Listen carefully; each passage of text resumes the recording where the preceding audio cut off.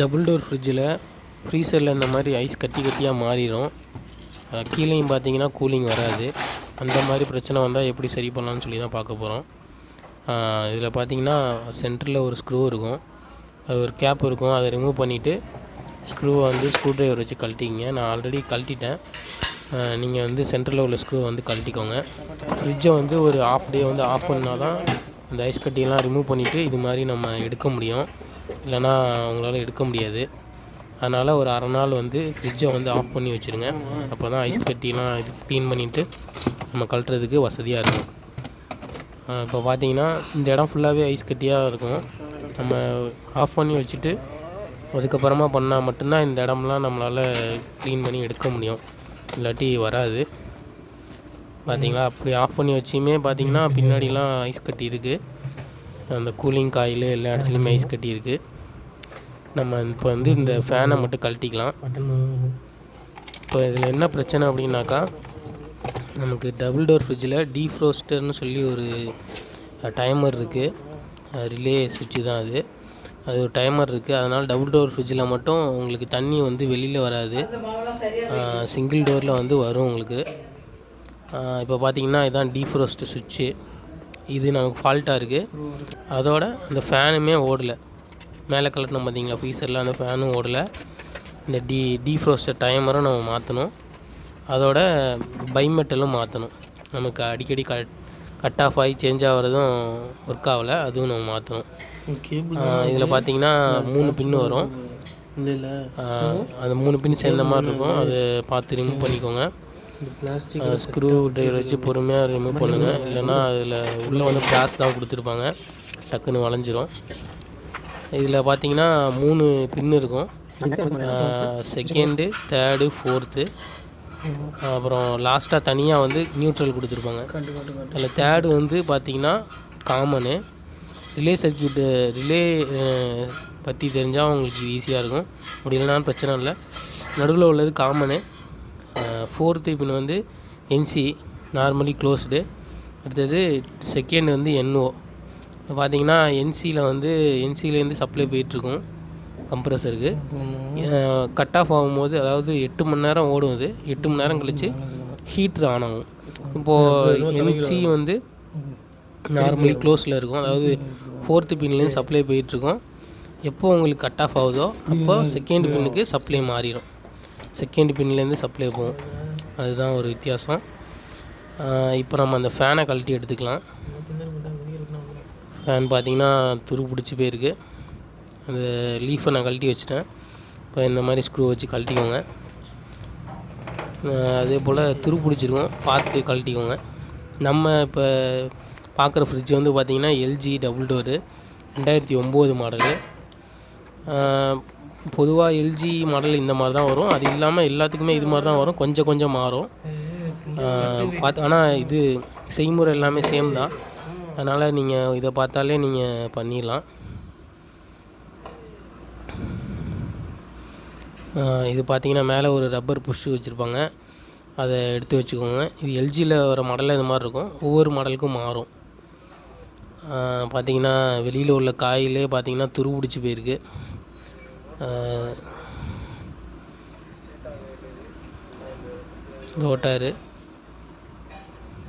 Rotor okay தான், ஆனால் motor வந்து நமக்கு ஃபங்க்ஷன் ஆகலை. அதனால் மோட்டரை மாற்றிடுவோம். நம்ம வந்து ரிமூவ் பண்ணி எடுத்துக்கலாம். இந்த மோட்டாரை பற்றி நான் இன்னொரு வீடியோ போடுறேன். அதில் இந்த மோட்டரோட ஒர்க்கிங் வந்து நான் சொல்கிறேன், எப்படி ஒர்க் ஆகுது அப்படின்ட்டு. 2 புஷ்ஷையும் எடுத்துருங்க, தனியாக கழட்டி எடுத்துருங்க.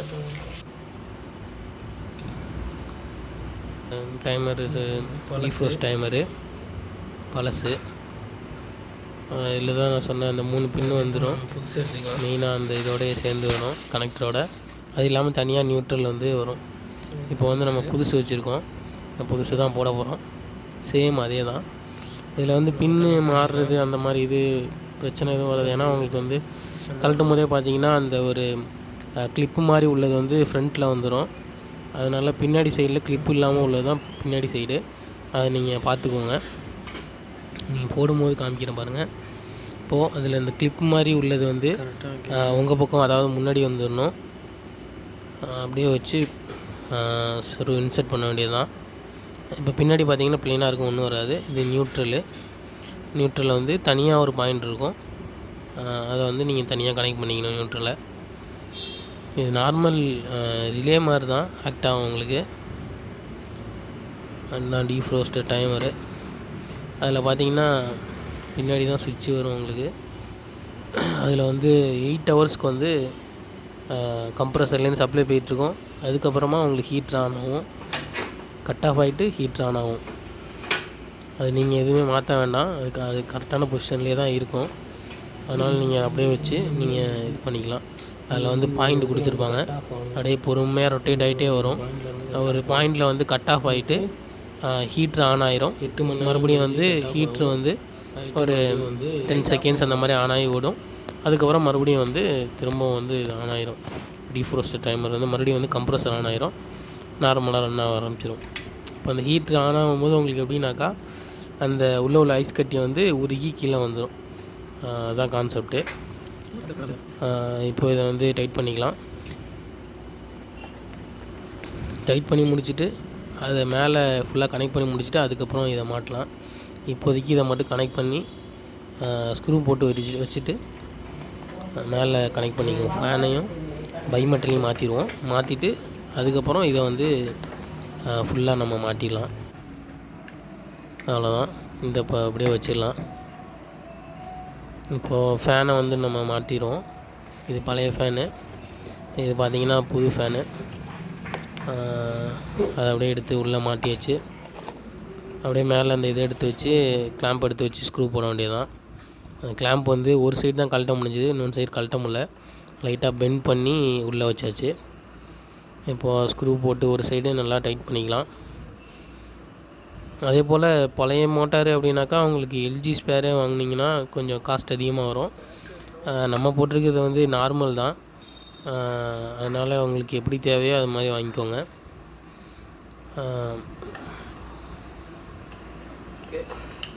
மாட்டியாச்சு. அவ்வளோ ஃபேனோட லீஃப் எடுத்து மாட்டினோம்னா இது முடிஞ்சிடும். அடுத்தது வந்து பைமெட்டல் பார்ப்போம். ஃபேனோட லீஃப் எடுத்து மாட்டிடுவோம் அதில்.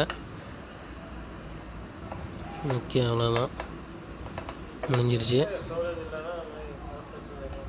அடுத்து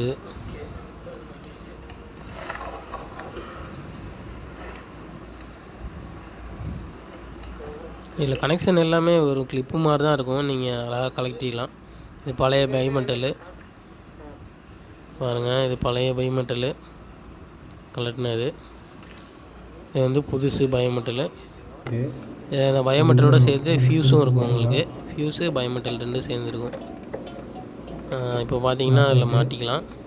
மேலே பார்த்தீங்கன்னா இருக்கும் கனெக்ஷன் இருக்கும். நீங்கள் ஜஸ்ட்டு வந்து அந்த கிளிப்பை வந்து அதில் மாட்டுற மாதிரி கரெக்டாக பண்ணிட்டீங்கன்னா போதும், கரெக்டாக கனெக்ட் ஆகிரும், ஃபிக்ஸ் ஆகிரும். அதை வச்சு ஒரு கேபிள் டை இருந்துச்சுன்னா நீங்கள் கேபிள் டை போட்டுருங்க. ஆனால் கழட்டும் போது கேபிள் டை இருக்கும், அதை கட் பண்ணிட்டு தான் நான் எடுத்தேன். அதே போல் நீங்கள் மாட்டும் போது கேபிள் டை வச்சு போட்டு விட்ருங்க. இப்போ ஃபேனை மாட்டி, ஃபேனும் சேம் அதே போல் தான் கிளிப் டைப்பில் இருக்கும். அதை வச்சு ப்ரெஸ் பண்ணிங்கன்னா மாட்டிடும். உள்ளே வச்சு ப்ரெஸ் பண்ணிங்கன்னா முடிஞ்சுது. இப்போது இந்த பாடியை நம்ம மாட்டிக்கலாம். இப்போ எப்படின்னா இது உள்ளே போய் லாக் ஆகணும். பார்த்து முன்னாடி கேபிள் எதுவும் கரெக்டாக இருக்கா இல்லைன்னா கூட உங்களுக்கு வந்து கரெக்டாக போய் உட்காராது. செட் பண்ணிங்க,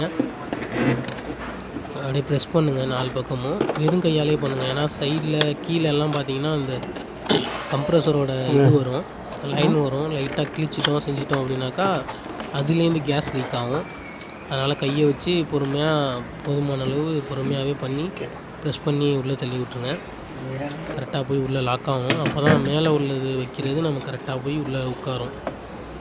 ஓகே, வச்சாச்சு. அடுத்தது இது பார்த்திங்கன்னா அதில் இந்த அட்ஜஸ்டபிள் சுவிட்ச் இருக்கும். அதனால் கொஞ்சம் பொறுமையாக கழட்டும் போதும் சரி வைக்கும் போதும் சரி திரும்ப பொறுமையாக தான் வச்சு, அது வந்து எப்படின்னா ரவுண்டாக இருக்கும்.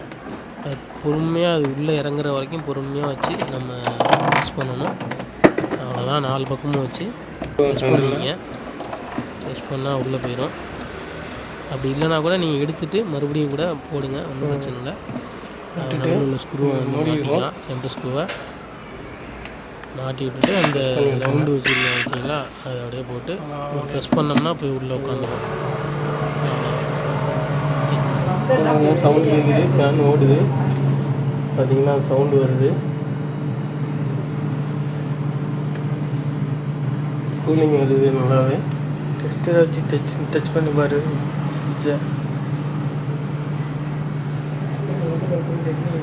டெஸ்ட்டு இது எங்கேயோ கிடக்கு.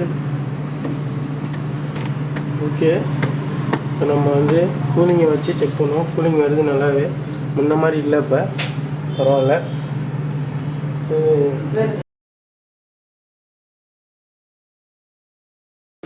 கீழேயுமே ஓரளவு கூலிங் வருது. முன்னாடிலாம் கூலிங்கே சுத்தமாக இல்லை. ஒரு 1 hour நம்ம வச்சு பார்ப்போம். அவ்வளோதான், முடிஞ்சிட்டு மாட்டிக்க வேண்டியதான். பண்ணிடுவோம், பின்னாடி வச்சு ஃபிக்ஸ் பண்ணிடுவோம்.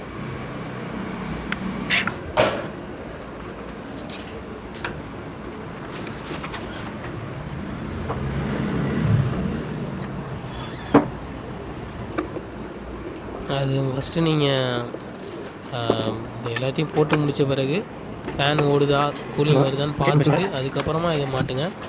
1 hour கழித்து கூட நீங்கள் இதை மாட்டலாம். அதே போல் இந்த மேலே ஒரு ஃபிட்டிங் இருந்துச்சு, அதையுமே போட்டுக்குவோம். இது வந்து பார்த்திங்கன்னா இந்த ஐஸ் பாக்ஸ் வைக்கிறது, அந்த ஐஸ் க்யூப்ஸ் வைக்கிறதுக்கு ஒரு ஃபிட்டிங் கொடுத்துருப்பாங்க.